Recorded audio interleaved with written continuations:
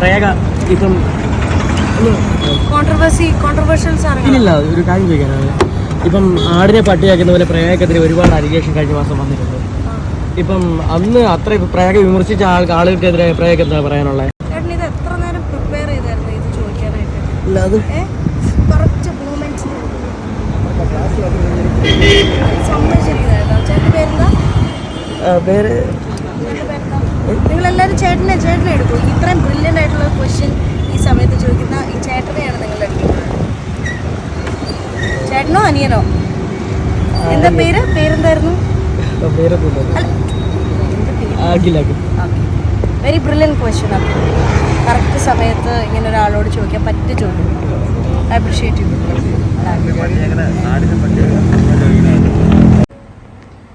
Tattoo ഇഷ്ടപ്പെടുന്ന ഒരാളാണ് ഞാൻ. എനിക്കൊരു ടാറ്റു ഉണ്ട്. കൊച്ചിയിൽ നിന്നാണ് ഞാൻ ടാറ്റു ചെയ്തത്.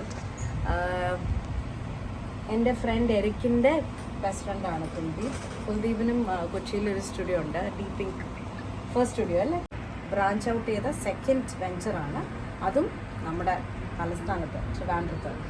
അത് ഇപ്പം എന്താ പറയുക, കൊച്ചിയിൽ ഒരെണ്ണം ഉണ്ടെന്നുണ്ടെങ്കിൽ അടുത്തത് എവിടെയെന്ന് ചോദിക്കേണ്ട ആവശ്യമില്ല. കാരണം അത് ട്രിവാൻഡ്രം ആയിരിക്കുമെന്ന് നമുക്ക് എല്ലാവർക്കും ഊഹിക്കാവുന്നതേ ഉള്ളൂ. അപ്പം കൊച്ചിയിലെ എന്താ ടാറ്റു ഇൻസ്റ്റിറ്റ്യൂട്ട് അല്ലെങ്കിൽ സ്റ്റുഡിയോ എത്രത്തോളം സക്സസ് ആയോ അത് ഒരുപാട് സക്സസ്സിലേക്ക് ഇനിയും വളരട്ടെ. ഇത് വൻ സക്സസ്സായി മാറട്ടെ എന്ന് ആശംസിക്കുന്ന കുൽദീപ്. ഇതുപോലെ തന്നെ കേരളത്തിൽ ഇവയും ഒരുപാട് ഡിസ്ട്രിക്ട്സ് നമുക്ക് ഉള്ളതിനാൽ അവിടെ എല്ലാം ഒരു ബ്രാഞ്ച് തുടങ്ങാൻ കുൽദീപിനാവട്ടെ എന്ന് ആശംസിക്കുന്നു. IFFK വരുന്നുണ്ട്, അപ്പൊ അതിനെ കുറിച്ച് എന്താണ്? പ്രത്യേകിച്ചൊന്നും പറയാനില്ല, കഴിഞ്ഞല്ലോ. ഇല്ലില്ല, ഞാൻ ഇടയ്ക്കൊക്കെ പോവാറുണ്ട്. ഇപ്പം കഴിഞ്ഞ വർഷവും ഈ പ്രാവശ്യം പോയിട്ടില്ല കേട്ടോ. പക്ഷെ നല്ല രസമാണ്. ഇടയ്ക്കെന്തോ ഒരു ദിവസം ഒരു കുറച്ച് ടൈം നിന്നിട്ട് പെട്ടെന്ന് തോന്നുന്നു. അങ്ങനെ അതിലായിട്ട് അങ്ങനെ പോയി നിൽക്കാൻ പറ്റിയിട്ടില്ല. ബിഗ് ബോസ് സീസൺ ഒക്കെ വരുവാണ്, ഇല്ല അത് ഞാൻ ഒരിക്കൽ പറഞ്ഞതാണല്ലോ. ബിഗ് ബോസ് എന്ന് പറയുന്ന പ്ലാറ്റ്ഫോമിലോട്ട് പോകാൻ താല്പര്യമില്ല. വിളിച്ചാലും പോകത്തില്ല. ഇല്ല വിളിച്ച് ഓൾറെഡി എനിക്ക് ഇത് ഉണ്ടായിരുന്നു. കഴിഞ്ഞ തന്നെ പറഞ്ഞതാ അത് ഉണ്ടായിരുന്നു. പക്ഷെ പോവാത്ത. അപ്പൊ ഈ വർഷം വന്നാലും താല്പര്യമില്ല. എന്തുകൊണ്ടാണ് പോവാതിരിക്കാൻ ഒരു കാരണം ഉണ്ടായിരുന്നു? പോവാതിരിക്കാൻ കാരണം എന്തോ വെറുതെ നെഗറ്റീവ് ഒരുപാട് വരുമെന്ന് വിചാരിച്ചു. അല്ലെങ്കിൽ തന്നെ എല്ലാവർക്കും നെഗറ്റീവ്സ് ഉണ്ടല്ലോ. ഇപ്പൊ നിങ്ങൾക്ക് അല്ലേ ചാനലിനെ പറ്റിയായിരുന്നു കേഷ്വലി നെഗറ്റീവ്സ് ഒക്കെ എല്ലാ സൈഡിലും ഉണ്ട്.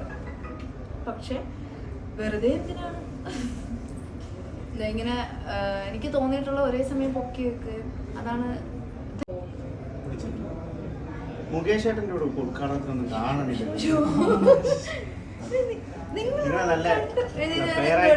അതാരോ പറഞ്ഞ് ചോദിപ്പിച്ച പോലെ ഉണ്ടല്ലോ. ഇല്ലില്ല, ആക്ച്വലി എന്ന് വെച്ചാൽ മുകേഷ് ചേട്ടൻ്റെ കൂടെ ഇനോഗ്രേഷന് പോണ അങ്ങനെയൊന്നും അല്ല കേട്ടോ. മുകേഷ് ചേട്ടൻ്റെ കൂടെ പോണെന്നല്ല. മുകേഷ് ചേട്ടൻ്റെ പ്രോഗ്രാംസ് വരുന്നുണ്ടെങ്കിൽ അവരെന്നെ ഇൻവൈറ്റ് ചെയ്ത് എൻ്റെതായിട്ടുള്ള ഇത് മേടിച്ചിട്ടാണ് ഞാൻ പോകുന്നത്. അപ്പോൾ അങ്ങനെ അപ്പം മുകേഷ് ചേട്ടനെ അവർ ഇൻവൈറ്റ് ചെയ്യും, അപ്പം ഞാനും ഉണ്ടാവും. അത്രേ ഉള്ളൂ. അല്ലാണ്ട് ഈ പറയുന്ന പോലെ മുകേഷ് ചേട്ടൻ മിണ്ടാറുണ്ട്, ഫ്രണ്ട്സാണ്, അങ്ങനെയൊക്കെ തന്നെയാണ്. പിണക്കം അങ്ങനെ നിങ്ങളെന്ത് പിണക്കമാണെന്ന് വെച്ചാൽ അങ്ങനെയൊന്നുമല്ല. ചേട്ടനായിട്ടൊക്കെ പ്രാർത്ഥന എന്നവരുമായിട്ട് അറിയാൻ വേണ്ടും. എനിക്ക് പ്രോഗ്രാംസിലൊന്നും ഇപ്പോൾ റീസെൻ്റ്ലി ആയിട്ടൊന്നും ചെയ്യുന്നില്ല. അത്രയും ഇപ്പം ഇവിടെ മുകേഷ് ചേട്ടന് വരാൻ പറ്റിയതോ ഇൻവിറ്റേഷൻ കിട്ടി. ഇവിടെ ഡീപ്പിങ്ങിൻ്റെ ഇനോഗ്രേഷൻ വന്നു. ടാറ്റു ചെയ്തിട്ടുണ്ട്. ഇന്ന് ഞാനൊരു ടാറ്റു ചെയ്യാൻ വേണ്ടി പോകും. ഇന്ന് അവർക്ക് അതെ ഡീപ്പിങ്ക് ട്രിവാൻഡ്രത്തെ ഫസ്റ്റ് ടാറ്റു ചെയ്യാനുള്ളൊരു ഭാഗ്യം കിട്ടി. അതെ ഭാഗ്യം എനിക്കാണ്. എന്തെങ്കിലും